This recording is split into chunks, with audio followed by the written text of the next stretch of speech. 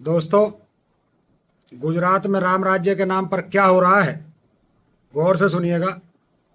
दैनिक भास्कर की एक खबर ने देश के सामने बहुत बड़ा सच लाकर रख दिया है। इस खबर के हिसाब से 10 गुमनाम राजनीतिक दलों को 4,300 करोड़ का अप्रत्याशित दान मिला है। इन पार्टियों ने पिछले 5 साल में गुजरात के 3 अहम चुनावों, 2 लोकसभा और 1 विधानसभा चुनाव में भी हिस्सा लिया था, लेकिन इनकी औकात महज 43 उम्मीदवार उतारने और 54,069 कितने 54,069 वोट हासिल करने तक सीमित रही। हैरानी की बात यह है कि चुनाव आयोग को दी गई रिपोर्ट में इन पार्टियों ने सिर्फ 39 लाख रुपए खर्च किया, जबकि ऑडिट रिपोर्ट में यह आंकड़ा 3,500 करोड़ का बताया गया है। तो मैं पूछता हूं, यह पैसा कहां से आया? क्या ये काला धन है? और सबसे बड़ा सवाल, इस पर कोई जांच क्यों नहीं हो रही है? राहुल गांधी ने इस पर बिल्कुल सही सवाल उठाए हैं।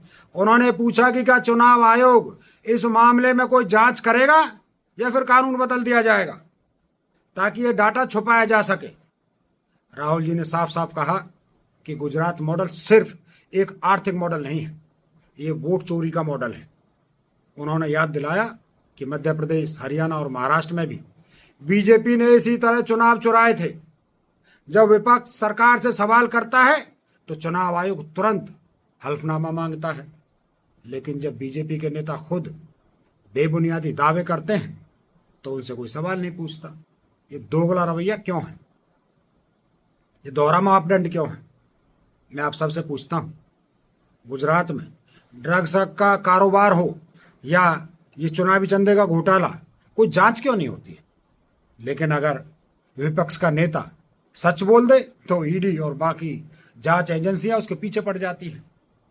सौरभ भारद्वाज ने सिर्फ प्रधानमंत्री की डिग्री पर सवाल उठाया था और उसे 18 घंटे की पूछताछ झेलनी पड़ी। ये साफ है कि बीजेपी इस देश में सच और आवाज को दबाना चाहती है, लेकिन हम चुप नहीं रहेंगे।